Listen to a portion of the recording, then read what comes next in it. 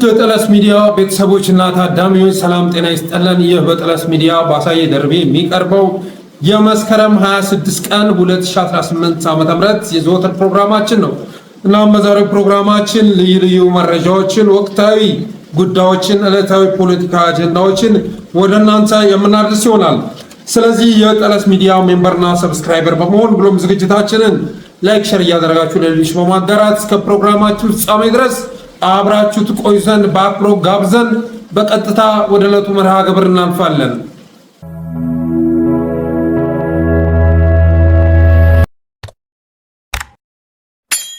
አፋብኃ ዛሬ በርካታ ድል ያስመዘገበበት ቀን ሆኗል።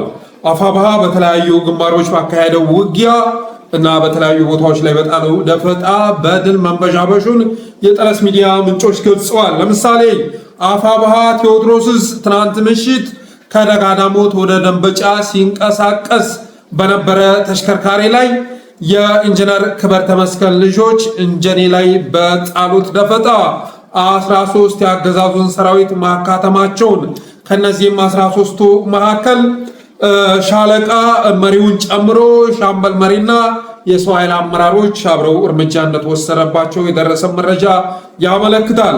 እንጂኔ ላይ የመኪናውን ጎማ በመምታት መንገዱ እንዲዘጋ ካደረጉ በኋላ በወሰዱት እርምጃ 13 ያገዛዙን ሰራዊት አካትመዋል። ከዚህም መካከል የሻምበል መሪ፣ ሻለቃ መሪና የሰው ኃይል አመራሮች መኖራቸው ተገልጿል። በሌላ መረጃ አፋብኃ ቴዎድሮስ ማለት ነው በ26 አንደኛው ወር 2018 ዛሬ በላይ ዘለቀ ክፍለ ጦር ዛምበረሃ ብርገድ 16 ሚሊሻ አካትሟል። ዛሬ በወሰደው ኦፕሬሽን በላይ ዘለቀ ክፍለ ጦር ዛምበረሃ ብርገድ ባካሄደው ኦፕሬሽን 16 ሚሊሻ ሲካተም 2 መቁሰሉ እና 7 መሳሪያ መማረኩን የሚገልጽ መረጃ በቪዲዮና በፎቶ ተደግፎ ወጥቷል። ሌላው አፋብኃ ቴዎድሮስ ጎጃም አገው ምድር ክፍለ ጦር ቲሊሊ ዘንገና ብርጌድ፣ ቀኛዝማች ስሜነህ ደስታ እንጅባራ ብርጌድ፣ ጊዮን ብርጌድ በጋራ ባካሄዱት ኦፕሬሽን በአገዛዙ ላይ ከባድ የሆነ ጉዳት አድርሰው 18 ክላሽ በሺ የሚቆጠር ተተኳሽ ገቢ ማድረጋቸው እንደዚሁ ተሰምቷል። ቲሊሊ ዘንገና ብርጌድ፣ ቀኛዝማች ስሜነህ ደስታ እንጅባራ ብርጌድ፣ ጊዮን ብርጌድ በጋራ ባካሄዱት ኦፕሬሽን አገዛዙ ከባድ ጉዳት አስተናግዷል። በዚህም ኦፕሬሽን 31 አድማ በታኝ እዛው ምሽግ ውስጥ ሲቀር ማለት ነው በርካታ ምሽግ ውስጥ በተካሄደ ደፈጣ 31 አድማ በታኝ ምሽግ ውስጥ ቀልጦ ሲቀር 10 ቁስለኛ መሆናቸውን እንደዚሁ የመረጃ ምንጮቻችን ገልጸዋል። ደብረ ማርቆስ ከተማ መሃል አደባባይ በትናንትናው ሌሊት ማለት ነው ደብረ ማርቆስ ከተማ መሃል አደባባይ ቤተ መንግስት ዙሪያ የጨበጣ ውጊያ ሲካሄድ ማህደሩን እንደዚሁ የመረጃ ምንጮቻችን ገልጸዋል። አፋብኃ ቴዎድሮስ ደብረ ማርቆስ ከተማ ዘልቆ በመግባት በተለያዩ ጊዜያት በነገራችን ላይ አፋብኃ ደብረ ማርቆስን እየጎበኛት ይገኛል። ትናንትና ሌሊትም ደብረ ማርቆስ ከተማ ዘልቆ በመግባት ቤተ መንግስት ዙሪያ የጨበጣ ውጊያ ሲያካሄድ ማህደሩን መረጃዎች አመላክተዋል። ሌላው ወደ ዛሬው ትኩስ መረጃ ስንሸጋገር አፋብኃ ምኒልክ ዕዝ በድል ጎዳና መረማመዱን አጠናክሮ ቀጥሏል። በዛሬው ዕለትም የሚገርም ድል አስመዝግቧል። አፋብኃ ምኒልክ ዕዝ ዶሮ ግብርና ጎብዬ ዙሪያ ባካሄደው ደፈጣ ተሽከርካሪዎች መቃጠላቸውን ከዛም ተሽከርካሪ በርካታ አስከሬን መውጣቱን የመረጃ ምንጮቻችን ገልጸዋል። እና መኪናው ውስጥ የነበሩት ደግሞ ትልልቅ የፖሊስ አዛዦች በኃላፊነት ቦታ ላይ ያሉ የፖሊስ አዛዦች ጭምር አደጋ ማስተናገዳቸውና የህይወት ዋጋ መክፈላቸውን የመረጃ ምንጮቻችን ገልጸዋል። በዚህም የተነሳ ዛሬ ከወልዲያ ከደሴ የአስከሬን ሳጥን ወደ ሰሜን ወሎ ሲጓጓዝ ነበር፣ ወደ ጎብዬና ዶሮ ግብር ሲጓጓዝ ነበር። አፋብኃ ግን ይህንን ደፈጣ ከጣለ በኋላ ምርኮውን ተቀብሎ እና በህይወት የተረፉትን ይዞ ከአካባቢው መሰወሩን የደረሰ መረጃ ያመለክታል። ሌላው አፋብኃ ሸዋ ላይ እየገነባ ያለውን ጦር ይመለከታል። አፋብኃ ከተለያዩ እዞች የተውጣጣ ጦር ሸዋ ላይ እየገነባ ሲሆን ይህም ጦር በትናንትናው ዕለት ናዝሬት አካባቢ ተከስቶ ነበር ይላል የደረሰ መረጃ። ናዝሬት አካባቢ ላይ የተለያዩ የቅኝት ስራዎች ሲሰራ መታየቱን ይህም መረጃ የደረሰው ኦህዴድ በዚህ ጉዳይ ላይ መሰብሰቡን የመረጃ ምንጮቻችን ገልጸዋል። ጎጃምና ጎንደር ካለው በላይ በዙሪያችን ያለውን የአፋብኃ ጦር ቅድሚያ ልንመታው ይገባል ተብሏል የደረሰ መረጃ። ይሁንና የሚሳካላቸው አይመስልም። እንግዲህ ሸዋ አካባቢ ያለውን ከሰብ ክፍለ ጦር የሚመራው ጄኔራል ተፈራ ማሞ ነው። በደንብ በወታደራዊ ስልጠና የተሰጠው ጦር ነው ሸዋ ላይ ያለው እና አብይ አህመድ ጎንደር፣ ጎጃም፣ ወሎ እያሉ ሲንደፋደፉ እዛ ላይ ትኩረት አድርገው ሲሰሩ ሸዋ ላይ አፋብኃ እንደ ጉር ተቀፍቅፏል። ከዚህ ባለፈም ናዝሬት አካባቢ ድረስ ዘልቆ እየገባ ቅኝት ማድረግ ጀምሯል ይላል የደረሰን መረጃ። ቀጣዩ መረጃ ደግሞ በአፋብኃ አርማ ያሸበረቀ ኮማንዶ በቴዎድሮስ እዝ መመረቁን የሚገልጽ ነው። ይህም በተመለከተ እንግዲህ ትናንት በምስል ተደግፎ ወጥቷል።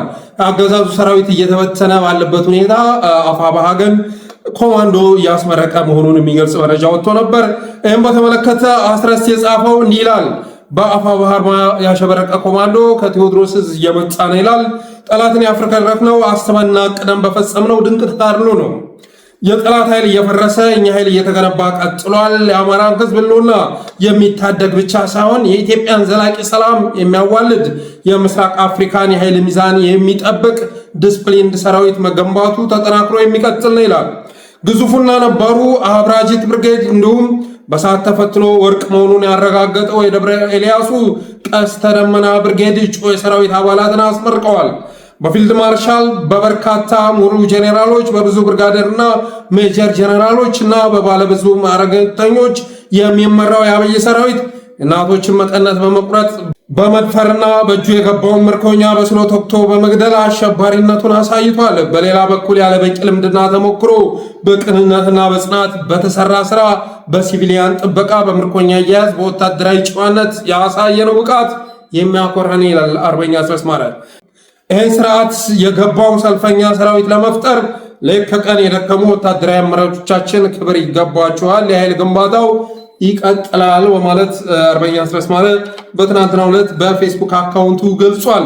እና የአገዛዙ ሰራዊት እየተበተነ ባለበት ሁኔታ እየተመታ ባለበት ሁኔታ አፋብኃ በተለያዩ ቦታዎች ላይ የሚያስመርቃቸው ኮማንዶዎች ቁጥር ጨምሯል። ይህም ጉዳይ ተጠናክሮ መቀጠል ያለበት ነው።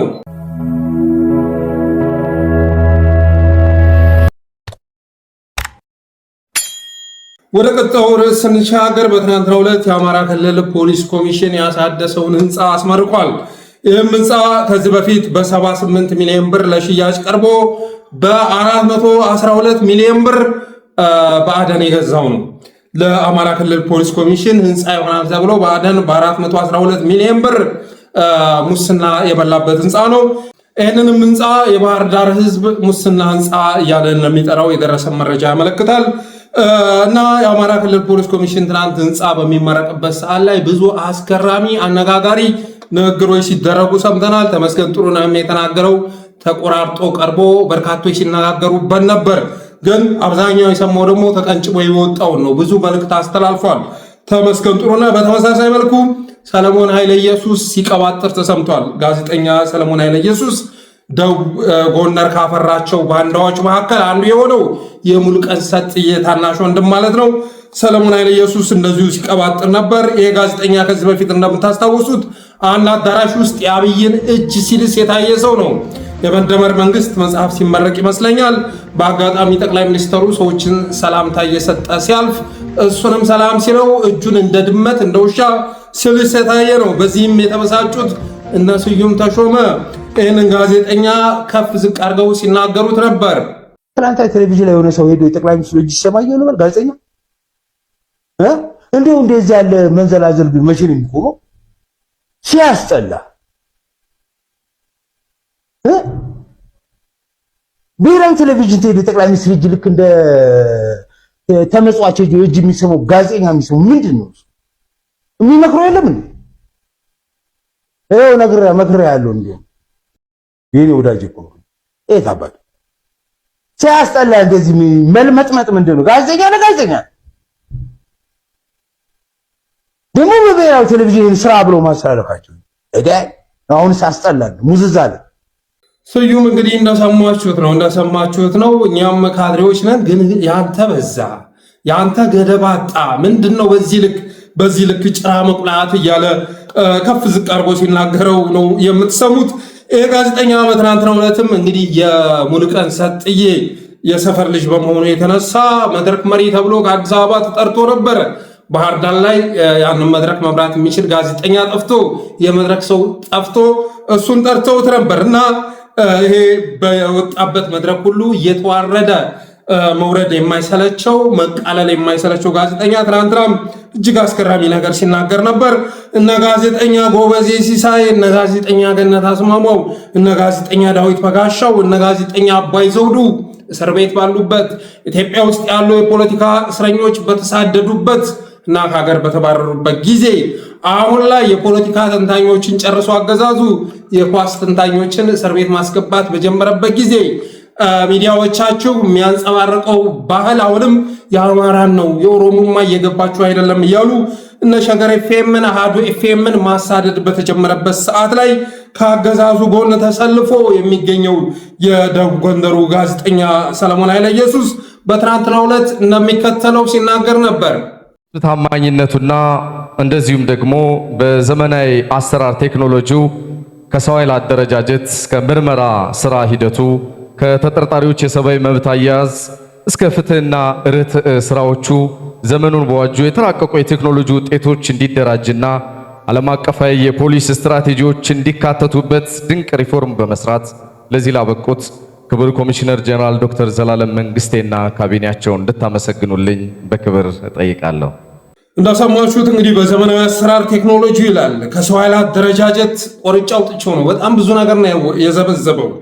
ከዘመናዊ አሰራር ቴክኖሎጂው ከሰው ኃይል አደረጃጀት እስከ ምርመራ ስራ ሂደት ከተጠርጣሪዎች የሰብአዊ መብት አያያዝ እስከ ፍትህ ርትዕ ስራዎቹ ዘመኑን በዋጀ ቴክኖሎጂዎች እና ድንቅ ሪፎርሞች በመስራት ዘላለም መንግስቴን እንድታመሰግኑልኝ ይጠይቃሉ። ይሄንን በመስራቱ የተጠርጣሪዎችን አያያዝ የሰብአዊ መብት አያያዙን በማሻሻሉ እንድታጨበጭቡልኝ እጠይቃለሁ፣ እንድታመሰግኑልኝ እጠይቃለሁ እያለ ሲናገር ነበር። በአሁኑ ሰዓት ላይ ግን የኢሰመኮ ሪፖርትም የዓለም አቀፍ ሪፖርትን ሌላውን ተውትና ኢሰመኮ የሚባለው በብርሃኑ አዶሎ የሚመራው ተቋም የሚያወጣው ሪፖርት ይህንን የሰለሞን ኃይለ ኢየሱስን ንግግር የሚያጠናክር አይደለም፣ ከሱ በተቃራኒ ነው። በአሁኑ ሰዓት ላይ ተጠርጣሪዎች በቁጥጥር ስር ከዋሉ በኋላ የሚረሸኑበት ወደ ህግ ሳይቀርቡ የሚረሸኑበት የኢዜማ አመራርን ጨምሮ በርካቶች ያሉበት የማይታወቅበት ላለፉት 10 ወራት ተሰውረው የት እንደገቡ የማይታወቁ ኢትዮጵያውያን ባሉበት ሁኔታ ባለፈው ጋሸና ላይ ጦርነት ሲካሄድ ሄሊኮፕተር ፎቶ ያነሳል። የሆነ ተማሪ ልጅ ማለት ነው።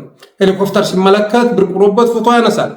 ከዛ ወደሆኑ ነው መከላከያ የረሸነው፣ ወደሆኑ ረሽነውታል ጋሸና ላይ እና አሁን ላይ ከማሰር ባለፈም ያሰራችሁ ፖሊስ እንደፈለገ ቀጥቅጦ ሊገላችሁ ይችላል። ባህር ዳር አካባቢ እንኳን ስንቱ ነው በፖሊስ ከተያዘ በኋላ ተገለው የተገኙት። ትናንትና እንደዚሁ ባቀረብኩት ፕሮግራም ላይ አንድ የጤና ባለሙያ ስናን ወረዳ ላይ መረሸኑን የሚገልጽ መረጃ ወደ እናንተ አድርሼ ነበር እና እውነቱ ይሄ ቢሆንም ግን ይሄ አደርባይ ጋዜጠኛ የጋዜጠኝነትን ክብር ያዋረደ ጋዜጠኛ በዚህ መልኩ ውዳሴውን ሲያጎርፍ ነበረ።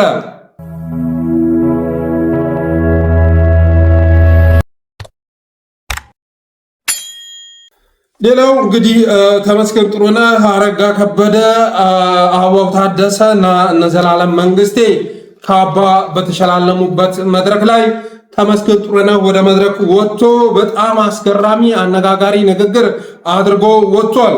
ተመስገን ጥሩነህ ማለት እንግዲህ በብአዴን ታሪክ ውስጥ ብአዴን ራሱ የሆነ ማንነት የሌለው ተላላኪ ድርጅት፣ ጥቅመኛ ድርጅት መሆኑ ይታወቃል። ከባዕደን ደግሞ ተመስገን ጥሩነህን በአሁኑ ዘመን ማለት ነው እና ዳንኤል ክብረትን የሚያክል ተላላኪ ህሊናቸውን የገደሉ ማንነታቸውን የጣሉ ተላላኪዎች አሉ ተብሎ አይታሰብም። ይህ ሰውዬ ግን አማራን በቀጥታ ትናንትና ተላላኪ በማለት ህዝብን እንደ ህዝብ ሲሳደብ ነበር። አማራ በታሪክ በዚህ ልክ ተላላኪ ሲሆን አይቼው አላውቅም በማለት ሲሳደብ ነበረ። ኦሮሞኛ ባለመቻሉ የሚቆጨው ኦሮሞ ባለመሆኑ በጸጸት የሚንገበገበው ተመስገን ጥሩነህ እና አብይ አህመድ ፈለገው ቦታ ላይ እንደፈለገ አይነት ተልዕኮ ሰጥቶ የሚያስተማራው ተመስገን ጥሩነህ ጠቅላይ ሚኒስትሩ ቢሮ ሲገባ በርከክ ብሎ የአብይም ጉልበት እንደሚስም የሚናገርለት ተመስገን ጥሩነህ የአማራ ህዝብ ተላላኪ ሲል ነበረ። በዚህ ልክ ትናንት ለተዋጋው መላላክ በባህላችንም በሃይማኖታችንም ነውር ነው በማለት ተናግሯል። አብይ ሲከፋ ድንኳን ጥሎ ሀዘን የሚቀመጠው፣ አብይ ሲደሰት ጥርሶ የማይገጠመው ይሉታል ተመስገን ጥሩነህን ሲገልጹት የስራ ባልደረቦቹ ጓደኞቹ። አብይ ሲከፋ ድንኳን ጥሎ ሀዘን የሚቀመጠው፣ አብይ ሲደሰት ጥርሶ የማይገጠመው፣ የወድንን የበላይነትና ጥፋት በስሱ የተቃወሙ የብአዴን አመራሮችን እኩሉን ሲያባረር እኩሉን ወደ መቃብር የሸኘው በማለት ይገልጹታል። ከነ ጀነራል አሳምነው ጽጌ ግድያ ጀርባ የሰውዬ ነበረ ተመስገን ጥሩነህ ማለት ትንሽም ቢሆን የኦሮሞማን የወዳውን አገዛዝ ተልኮ ለመቃወም የሞከሩ አመራሮችን ወደ እስር ቤትና ወደ መቃብር ቤት በመሸኘት የሚታወቅ ነው። የመላላክን ከፍታ ከፍ አድርጎ የሰቀለው አማራን ሰባብሬ ያስረክባለሁ ብሎ 2 ዓመት ሙሉ ተጋግጦ ባዶ እጁን የቀረው አማራን ሰባብሬ አስገብራለሁ ብሎ የኮማንድ ፖስት አስተባባሪ ተብሎ አማራ ምድር ላይ ተመድቦ ግን አሁንም ባዶ እጁን እየተንከራተተ ያለው ተመስገን ጥሩነህ ትናንትና መድረክ ላይ ወጥቶ በጣም አነጋጋሪ ነገሮችን ተናግሮ ወርዷል። እስኪ ሙሉን ሰምተነው እንመለስ። የማይደፈሩ ስራዎችን እየደፈረ ነው። ስለዚህ በእነዚህ ትሩፋቶች የአማራ ክልልም እጅግ ተጠቃሚ ነው። በብዙ መመዘኛ ወደ ኋላ የቀረ ክልልም አይደለም። ጠላቶች እንደሚዋሩት አይደለም። ያየነውን ስራ እኔም ኮሚሽነር ሆኜ ሌሎችም ኮሚሽነር ሆኖ አልሰራ ነው። ምክንያቱም በዚያን ጊዜ ኢትዮጵያ ራሱ ተኝታ ነበር። የነቃቸው አሁን ነው። ሁሉም ተቀብሎ ነው ሄደ። ትክክል ነው የሚል ፍላጎቱ ደግሞ ከመከላከያ ጋር ትከሻ ለትከሻ የሚጋፋ ፖሊስ አገራችንም ውስጥ ሰሜን አይተነዋል፣ ፈትኖናል። ሰራዊታችንን በውድቅት ሌሊት ወግቷል። ሌላ ደግሞ መሸወድ የለብንም። ይሄ ማበጥ ቀነስ ማለት አለበት የሚል የተወሰነው በስራ አስፈጻሚ ነው። እኔም በነበርኩበት መድረክ ግን እኛ ጋር ያሉ ጽንፈኞች እጅግ በጣም ከፍተኛ የሆነ ቅስቀሳ አደረጉ። እኛ ጋር ያሉ አመራሮች ሸብረካም ሄደው ሰራዊቱ ውስጥ ገብተው ቀስቅሰው ተናግረው ለኔ ነው ታዛዥነትህ ማለት አልቻሉም።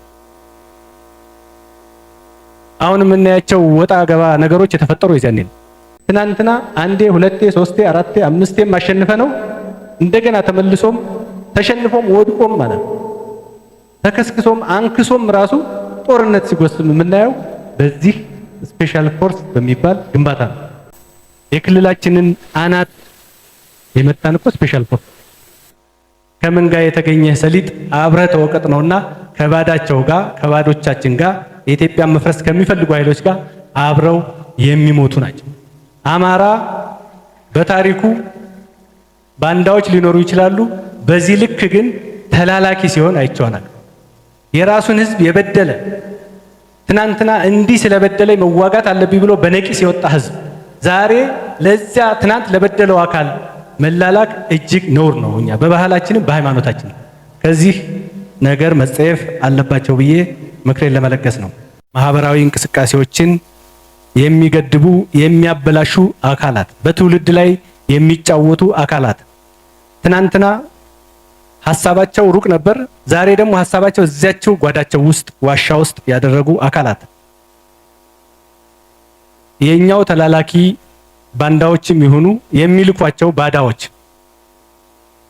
ትናንት አልተሳካላቸውም፣ ዛሬም አይሳካላቸውም፣ ነገም አይሳካላቸውም። ወደ ሰላም ካልመጡ ይጠፋሉ። የጀመሩት መንገድ እጅግ በጣም አጥፊ ነው። ተመስገን ጥሩነህ እንግዲህ ከ30 ደቂቃ በላይ ከተናገረበት ንግግር ላይ በዋናነት የተናገረው ምንድነው? ብልጽግና የማይደፈሩ ስራዎችን እየደፈረ የሚገኝ ፓርቲ ነው ብሏል። አማራ ክልልን እጅግ ተጠቃሚ አድርጓል ብሏል። እጅግ ተጠቃሚ አድርጓል። ጠላቶቻችን እንደሚወሩት አይደለም ክልሉ ወደ ኋላ ቀርቷል የሚባለው ውሸት ነው፣ ወደፊት እየተስፈነጠረ ነው በማለት ተናግሯል። ያየነው ስራ ስለ ግንባታው ቢሮ ግንባታው ማለት ነው ያየነው ስራ እኔም ኮሚሽነር ሁኜ አልተሰራም። ዛሬ በፖሊስ ዘርፍ እየተሰራ የነበረውን ስራ እኔም የፖሊስ ኮሚሽነር በነበርኩበት ሰዓት አልተሰራም። ምክንያቱም ያን ጊዜ ኢትዮጵያ እንቀላፍታ ነበር፣ አሁን ነው የነቃችው በማለት ተሰብሳቢውን አንገት የሚያስተፋ ንግግር አድርጓል። በህፍረት አንገታቸውን ሲደፉ ትመለከታላችሁ። ኢትዮጵያ እንቅላፍታ ነበር በኢህአዴግ ጊዜ፣ በብልጽግና ጊዜ ነው የነቃቸው በማለት ሲናገር አንገታቸውን ሲያቀረቅሩ ነበር። አማራውን ከኢትዮጵያዊነት ለማራቅ ብዙ ስራ ተሰርቷል በወያኔ። አሁንም ቢሆን የወያኔ ተላላኪዎች፣ አሳዳጊዎች አማራውን ከኢትዮጵያዊነት ለመውረድ ጥረት እያደረጉ ነው ብሏል። አይ ቲንክ የወያኔ ተላላኪ በማለት የተናገረው አብይ አህመድን ራሱን እነ ሽመልስም መሆን አለበት። ምክንያቱም አማራ ከኢትዮጵያዊነት ወርዶ በማንነቱ እንዲደራጅ ያደረጉት እነ ሽመልስ አብዲሳ ናቸው፣ እነ አብይ አህመድ ናቸው፣ እነ ተመስገን ጥሩነህ ናቸው። በአማራ ኤሊት ስብከት በወያኔ ምናምን ሳይሆን እነሱ ሲፈጽሙት በነበረ ማንነትን መሰረት ባደረገ ጥቃት ነው። ይሁንና ይሄ ሰውዬ ግን የወያኔ ተላላኪዎች ወያኔ ያሳደገቻቸው በማለት ሲናገር ነበር። ወያኔ ያሳደገችው አብይ አህመድን ነው። ወያኔ ያሳደገችው ሽመልስ አብዲሳን ነው። ወያኔ ያሳደገችው ተመስገን ጥሩነህን ነው። ወያኔ ያደራጀችው ብአዴንን ነው። ይሄ በግልጽ የሚታወቅ ነው። ሌላ ያኔ ልዩ ኃይል ሊበተን በነበረበት ሰዓት ላይ የነበረውን ሁኔታ ይገልጻል። ያኔ በስራ አስፈጻሚ ነው የወሰን ነው እና ያ ውሳኔ ሲወሰን ሁሉም ተቀብሎ ሄደ። ልዩ ኃይሉን እናፍረስ እንባባል፣ እሺ ተባብለን ከተለያየም በኋላ አመራሮች ሸብረካሉ። ሌላ ክልል ላይ በአግባቡ ሲፈጸም የብአዴን አመራሮች ሸብረክ ብለው ጽንፈኞች ጋር ተቀላቅለው ያ ዓላማችን እንዲከሽፍ አደረጉብን በማለት በቁጭት ሲናገር ነበር፣ በቁጭት ሲንገበገብ ነበር። ያም ዓላማችን ከከሸፈ በኋላ ክልላችን እየታመሰ ይገኛል፣ ሰላማተን እንገኛለን። ትናንትና ከአንድም 2 ጊዜ ከ2ም 3 ጊዜ ከ3ም 4 ጊዜ ከ4ም 5 ጊዜ ያሸነፍነው ግን ደግሞ ልናጠፋ ያልቻልነው ኃይል የተፈጠረው ያ ጊዜ ነው በማለት ቁጭቱን ሲገልጽ ነበረ።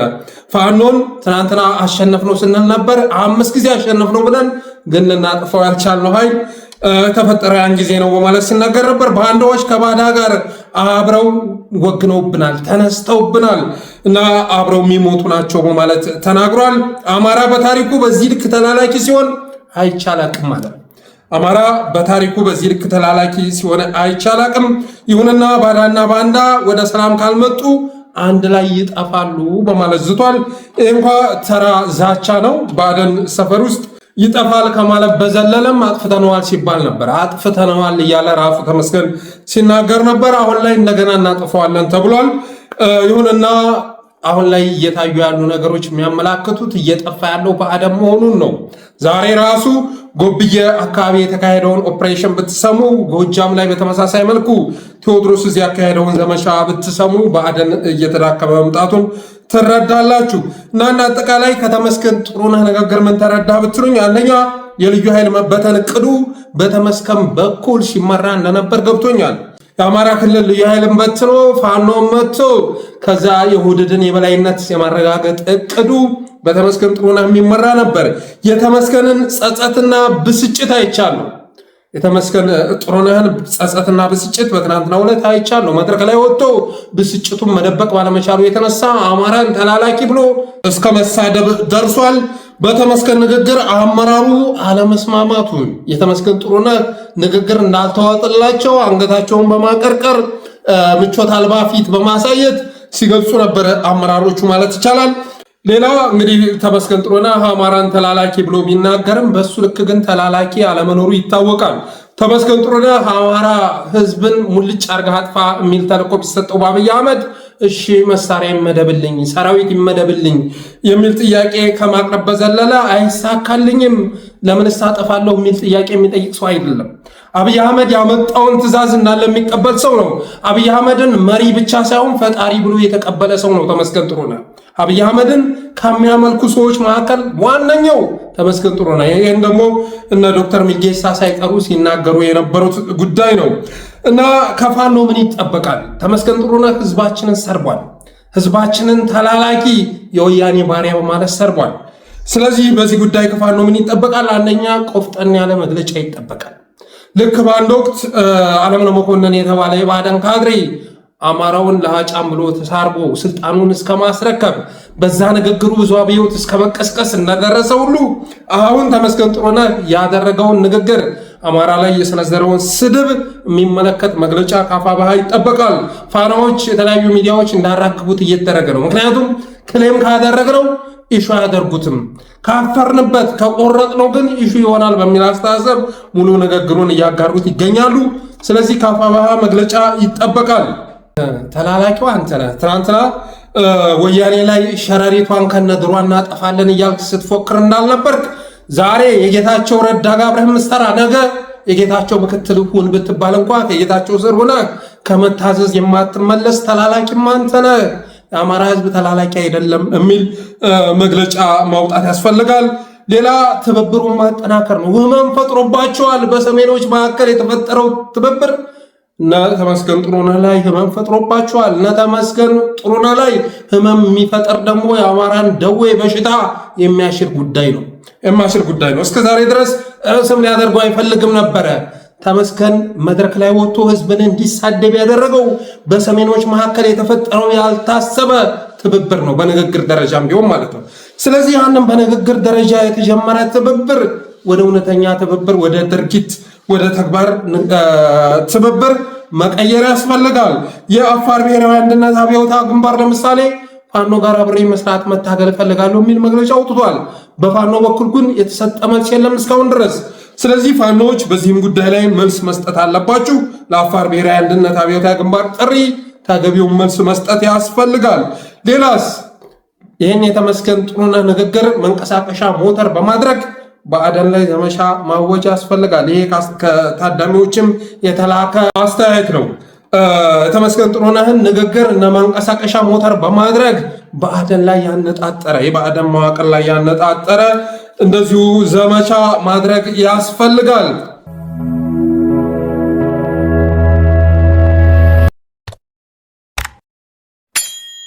ወደ ቀጣዩ ርዕስ ስንሸጋገር ይኸው ባህር ዳር ላይ የተሰባሰበው ተላላኪ ቡድን ሹምሽር እያካሄደ መሆኑን የደረሰ መረጃ ያመለክታል። ኦህዴድ ብአዴኖችን ሊጠራርጋቸው አቅዷል ይላል። አሁን ያለው አመራር ተገምግሟል። አሁን ስልጣን ላይ ያለው የብአዴን አመራር የተላላኪነት ወንበር የጨበጠው የብአዴን አመራር ተገምግሟል። ጥቅሙን የሚያሳድድ ነው ተብሏል። ግዴለሽ ነው ተብሏል። ጥቅሙ ከተከበረለት ከዛ ውጭ የክልሉን ሰላም አረጋግጦ ህዝብን በማስገበር ረገድ ግዴለሽ ነው ተብሏል። ያለፈን ናፋቂ ነው ተብሎ ተገምግሟል። አሁን ካለው ብልጽግና ይልቅ የድሮ የኢህአዴግነት አመራርነቱ የሚናፍቀው ያለፈን ስርዓት ናፋቂ ነው ተብሎ ተገምግሟል። የዓላማ ጽናትና ጥራት የሌለው ነው ተብሏል። የዓላማ ጽናትና ጥራት የሌለው ማለት የኦህዴድን ተልዕኮ ተቀብሎ ክልሉን በማውደም ህዝቡን በማክሰም ረገድ ያለው የዓላማ ጽናትና ጥራት ጉድለት ያለበት ነው ተብሏል። በትናንሽ ነገሮች የሚያኮርፍ ነው። አንድነት የሌለው ነው። ሚስጥር የማይጠብቅና መረጃ የሚሸጥ ነው ተብሎ ተገምግሟል። ሚስጥር የማይጠብቅና መረጃ የሚሸጥ ነው። ሁለት ቦታ የሚረግጥ ነው።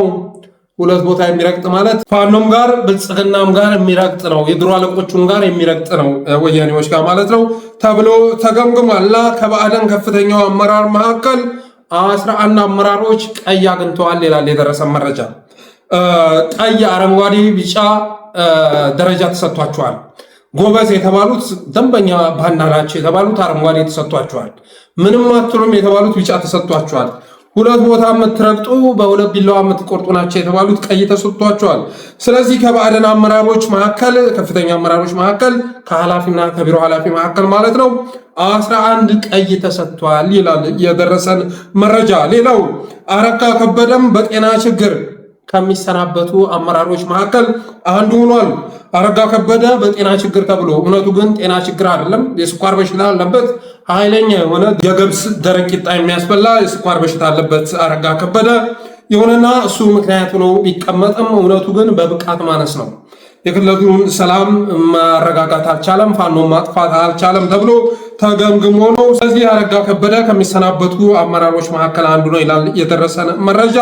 በአረጋ ከበደ ማን ሊተካ ይችላል በሚለው ጉዳይ ላይ መረጃ ለመጠየቅ ስንሞክር ተመስገንን ወደ ክልል ሊወስዱት ይችላሉ ይላል።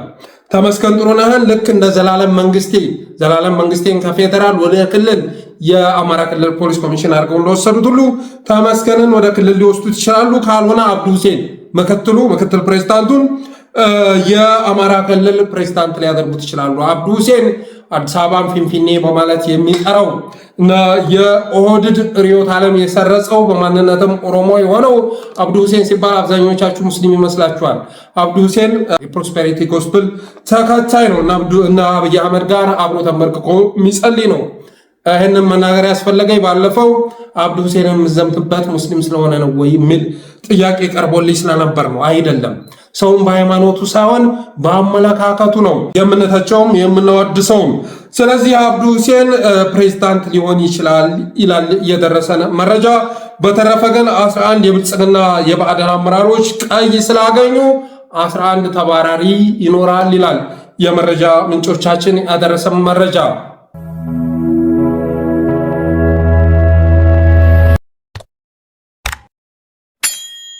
ሌላ የሰሞኑን የሃይማኖት ጉዳይ በተመለከተ ምሬ ወዳጆ ይናገራል። እጅግ ወሳኝ መልእክት ይናገራል። እስኪ ሰምተነው እንመለስ። አብይ አህመድ አዲስ አበባ መስጊድ አላፈረሰም። ኦሮሚያ የታረደው ኦርቶዶክስ ብቻ ነው እንዴ? ማና አንድ ሸካ ምናምኑን ቤተሰብ አላጣም? ለምን ለነዛ ጮሁላችሁ? ከዚህ ድርጅታችሁ ተቆጠቡ። ህዝበ ሙስሊሙ ጫፍ ላይ የደረሰ አንዳንዴ ልትፈጅ መጣይ ነገር አለች። መንግስት ሲጨንቀው ወደ ሃይማኖት፣ እኔ ወደ ሃይማኖት ተመነኝ አላላክክም። ከሆነልኝ ህዝቤን ይዤ ታግዬ ነፃ አወጣለሁ። ካለበለዚያ አብይ አህመድ ስለሆነ ሙስሊም ነው ኦርቶዶክስ ሊያጠፋ ነው ብዬ በዚህ አይደለም የምሰብከው። አብይ አህመድ መስጊድንም እያፈረሰ ነው፣ ቤተክርስቲያንንም እያፈረሰ ነው። ይችን እምነት አጥፍቶ ተቻችለን የኖርንባትን ሲጸልዩ አባቶቻችን የሚሰማበትን አጥፍቶ መራነት ተዘጋጅቶ ያለ እንደሆነ እያየን ነው። ምሬ ወዳጆ በጣም ወሳኝ መልእክት ነው ያስተላለፈው። አብይ አህመድን መስጊድ አላፈረሰም ወይ? አብይ አህመድ እስካሁን ድረስ መስጊድ አላፈረሰም ወይ? ሌላውን ተውትና ሸገር ከተማ ላይ ስንት መስጊድ ነው የፈረሰው? ኦሮሚያ የታረደው ኦርቶዶክስ ብቻ ነው ወይ በማለት ይጠይቃል። ሙስሊሞችስ አልታረዱም ወይ? ቤቱ የፈረሰው 1000 ምናምን ቤት የፈረሰባቸው ሙስሊሞች አይደሉም ወይ? አብይ ሲጨንቀው ሁሉ ጊዜ ሃይማኖት ውስጥ ገብቶ መሸርኮት ይወዳል። እኔ ግን እኔ የፈለገ ሽንፈት ቢመጣ ሃይማኖት ውስጥ ስደበቅ አታገኘኝም በማለት ምሬ ወዳጆ ይናገራል። አብይ አህመድ ዓላማ መስጂዱንም ቤተክርስቲያኑንም አጥፍቶ ሙስሊምና ክርስትናን አጥፍቶ በሌሎች እንዲመራ ማድረግ ነው። ዓላማው ይሄ ነው። እኔ ግን በታሪክ ሃይማኖት ውስጥ ገብቼ ስደበቅ በሃይማኖት ስጠቀም አታገኙኝም። ተሸነፍኩ ብዬ የሚመጣውን መስዋዕትነት እቀበላለሁ እንጂ ሃይማኖት ውስጥ ገብቼ ህዝብን ላበጣብጥ አልችልም። ምክንያቱም ወደ ትግል የገባሁት ህዝቤን ነፃ ለዋጣ የበለጠ እንዲያመልክ፣ ሙስሊሙ መስጂድ ሂዶ በሃይማኖቱ እንዲያመልክ፣ ክርስቲያኑ ወደ ቤተ መቅደስ ሂዶ እንዲያስቀድስ ለማድረግ እንጂ በሁለቱ መካከል የእምነት ጦርነት ለመቀስቀስ አይደለም በማለት ሳቀኛው አርበኛ እቅጩን ተናግሯል። የሚጠቅመውም ይሄ ነው። እና ምሬ ወዳጆ እንደዚህ ብሎ ሲናገር የሚጠቅመውን ሲናገር፣ በሌላ መልኩ ደግሞ የአብይ አህመድ የሰፈር ልጅ የሆነው አህመዲን ጀበል ከዚህ በፊት አዳራሽ ውስጥ ምን አይነት ስልጠና ሲሰጥ ነበር የሚለውን የሰማችሁት ይመስለኛል። ማርጋት ፕሮፓጋንዳ ዓላማ፣ ሁለተኛ በተከላካይነት ስሜት ማቆየት፣ ወንጀልህ አጥቅተህ ከሰህ ስትሄድ ያኛ ወገን መልስ መስጠት አይደለሁም ማለት የመከላከል ዲፌንስ ውስጥ ነው የምትከተው ማለት። ቀጥሎ ስነ ልቦናቸው ማናጋት ነው። በመሰራቸው መረጃዎች እና ፕሮፓጋንዳዎች እነዛን የተቀናቃኝ ወገን ስነ ልቦና ማናጋትን ኢላማ ያደርጋል። ቀጥሎ በሽኩቻ መጥመድ፣ ስበስ ከፋፍለ ጊዜ አድርገህ በተሰራባቸው ፕሮፓጋንዳ ምክንያት እየተወዛገቡ ከዛው እንዳይወጡ ማድረግ ማለት። ቀጥሎ ያለው ተቀናቃኝ ላይ የወጣ ፕሮፓጋንዳ አንዱ ያለ መሪ ማስቀረት፣ መሪያቸውን ታርጌት አድርገህ ጥርጣሬ እንዲታይ እንዳይታመን ሰው እንዲሸሸው ወዘተ አድርገህ ያለ መሪ ታስቀራቸዋል። ይህም ብቻ አይደለም፣ መበተን የሚባለው ማለት መበታተን በሚሰራው ፕሮፓጋንዳ መበታተን። ይህም ብቻ ሳይሆን የማጥቃት ፕሮፓጋንዳ ማሳሳትንም ዓላማ ያለው የአብይ አህመድ የሰፈር ልጅ ሆነው አህመድን ጀበል እና አብይን በሃይማኖት ማትረፍ የሚፈልገው እስልምና አደረጃጀቶችን መዋቅሮችን ወስዶ ከአብይ መዳፍ ውስጥ ያስገባው አህመድን ጀበል የማጥቃት ፕሮፓጋንዳ ስትራቴጂዎች ብሎ ስልጠና በሚሰጥበት ሰዓት ከሱ ቁጥጥር ውጭ በሆነ መንገድ የወጣ የድምፅ ቅጅ ነው። ምን ይላል? የማጥቃት ፕሮፓጋንዳ ማሳሳትን ይደግፋል፣ ማደናቀፍ።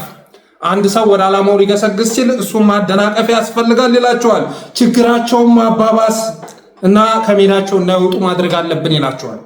ችግራቸውን ማባባስ ከሜዳቸው እንዳይወጡ ማድረግ አለብን፣ እዛው አማራ ክልል ላይ ሲተራመሱ እንዲቆዩ ማድረግ አለብን ይላል።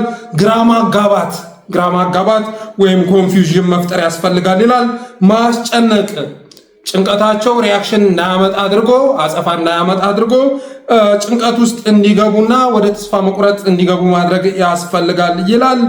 ሌላ በተከላካይ ስሜት ውስጥ ማቆየት፣ በተከላካይነት ስሜት ውስጥ ማቆየት፣ ሁሌ የተከላካይ ሆነው አጀንዳ ተቀባይ ሆነው እንዲቆዩ ማድረግ አለብን ይላል።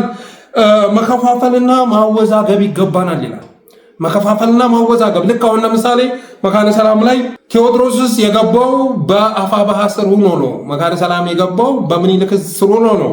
ስለዚህ እውነቱ የትኛውም አይነት ዘመቻ መካነ ሰላም ላይ የተካሄደው እንደ አፋባሃ ቢሆንም ግን ጎጃም የሚል ካርድ የሳቡት መከፋፈልና ማወዛገብ አስፈላጊ ነው ብሎ ማመናቸው የተነሳ ነው። የሪሶርስ ምንጫቸውን ማድረቅ ያስፈልጋል ይላል። ከትግል ሜዳ ማስወጣት ያስፈልጋል ይላል።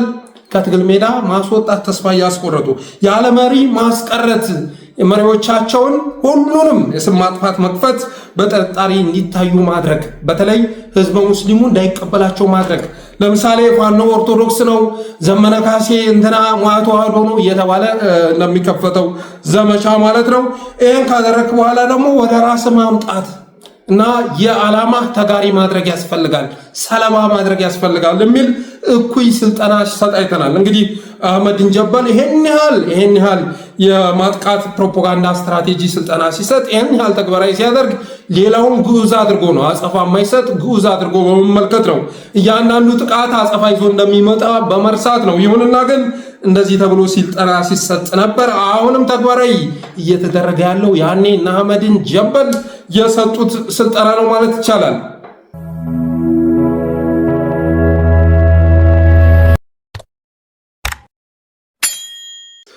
ሌላ የባዕድና የኦህዴድ ወቅታዊ ትኩረት አቅጣጫዎችን ይመለከታል። አንዱ ሃይማኖት ነው። ሃይማኖትን መሰረት አድርጎ መስራት፣ አሁን አህመዲን ጀበል ሲናገር ያየነውን ነገር ተግባራዊ ማድረግ ነው። ሁለተኛ የቅማንት ታጣቂ መጠቀም ነው። በአማራ ክልል ውስጥ ያሉ በልዩ ዞን በልዩ ወረዳ ከተዋቀሩ አካባቢዎች የተውጣጡ ታጣቂዎችን መጠቀም ያስፈልጋል ተብሏል። ለምሳሌ ትናንት ምዕራብ ጎንደር አካባቢ 10 የህዝብ ማመላለሻ ተሽከርካሪዎች ላይ ጥቃት እንዲደርስ ሆኗል። በዚህም ጥቃት 18 ንጹሃን ማለፋቸው ተሰምቷል። ከዛ በፊት እንግዲህ 16 ሹፌሮች መገደላቸው ሲነገር ነበር። በርካታ ተሽከርካሪዎች ወድመዋል። ያን ውድመት እየፈጸመ ያለው ማለት ነው የቅማንት ታጣቂ የተባለ የኦህዴድ ተላላኪ ነው። ዓላማው ደግሞ በአማራ ህዝብ መካከል ክፍፍል መፍጠር ነው። ሶስተኛ ፋኖችን መግዛት ተብሏል። ፋኖችን በገንዘብ መግዛት፣ በርካታ ብር እየመደቡ መግዛት። ለምሳሌ አሁን በቀጣይ እነ ማስረሻ ሰጤ ኮሎኔል ፈንታውም ጭምር ኮሎኔል ፈንታው ሐሳቡን እንዲቀይር ፈልጋለሁ። ቢቀይር ጥሩ ነው። ግን ኮሎኔል ፈንታውም ተስማምቷል። ወደ ብልጽግና ጉያ ለመግባት ዝግጅታቸውን መጨረሳቸውን ባለፈው ፕሮግራሜ አድርሻችሁ ነበር። እሱ በተጨባጭ እውነት ነው። የተመስገን ጥሩነህ የአክስት ልጅ የሆነው ማስረሻ ሰጤ ፋኖ ትግል ውስጥ ገብቶ በርካታ ስራ እየሰራ ይገኛል። ስለዚህ ፋኖ መግዛት ቀጣይ ስትራቴጂያቸው ነው። የድሮን ጥቃት በተመሳሳይ ሰዓት በተለያዩ ቦታዎች ላይ የፋኖ ይዞታዎች ናቸው፣ የፋኖ ካምፖች ናቸው ተብሎ የሚታሰቡ ቦታዎች ላይ የድሮን ጥቃት መፈጸምም ይህም በቀጣይ የባዕድና የኦህዴድ የትኩረት አቅጣጫዎች ናቸው የሚል መረጃ ደርሶኛል። ስጋትና ፍርሃታቸውስ ምንድን ነው? በቀጣይ ኦህዴድም ባዕድንም የሚፈሩት ነገር ስጋታቸው፣ ፍርሃታቸው ምንድን ነው? እንደ እንቅፋት ያስቀመጡት አንደኛ የሰሜኖች ትብብር ነው። በሰሜኖች መካከል በአፋር ኃይሎች፣ በአማራ ኃይሎች፣ በትግራይ ኃይሎች መካከል የሚፈጠር ትብብር ኃይለኛ የስርዓቱ አደጋ ነው ተብሎ ተቀምጧል። ሁለተኛ የፋኖ አንድነት ነው። የፋኖ አንድነት ፋኖ ወደ አንድ ከመጣ ኦሬዲ ወደ አንድ መጥቷል። አፋባሃ እሱን ስጋት ተመልክተውታል። ፋኖ ወደ አንድ ከመጣ ተቋም መስርቶ ራሱን ካጸና እንበላለን ብለው አስበዋል። ስለዚህ በምንም መልኩ ቢሆን አፋባሃን ለማበታተን ስራ መስራት ያስፈልጋል። አፋድንም አስርጎ በማስገባት የመበታተን ስራ መሰራት አለበት ተብሏል ይላል የደረሰ መረጃ። ሶስተኛ ህዝባዊ እምቢተኝነት ነው እንደ ስጋት የተቀመጠው። አንደኛ የሰሜናዊ ትብብር፣ ሁለተኛ የፋኖ አንድነት፣ ሶስተኛ ህዝባዊ እምቢተኝነት። ህዝባዊ እምቢተኝነት ከተቀሰቀሰ እሱም ጠራርጎ ሊያጠፋን ይችላል ተብሏል። በተለይ ደግሞ አብሮነት ለኢትዮጵያ በዚህ ጉዳይ ላይ ስራ እየሰራ ነው ተብሏል። ሌላ ኢኮኖሚ ችግር የሚያመጣው አመፅ፣ እሱም እንደ ስጋት ተቀምጧል። የመጨረሻው የምዕራባውያን ጫና ነው። ምዕራባውያን አሁን ላይ በአይኤምኤፍ ወርልድ ባንክ እና በተለያዩ የመብት ተሟጋች ድርጅቶቻቸው በኩል ጫና እያደረጉ ነው። ስለዚህ የምዕራባውያን ጫናም እንደ ስጋትና እንደ ፍርሃት ተቀምጧል። ከምንም በላይ ግን ፋኖ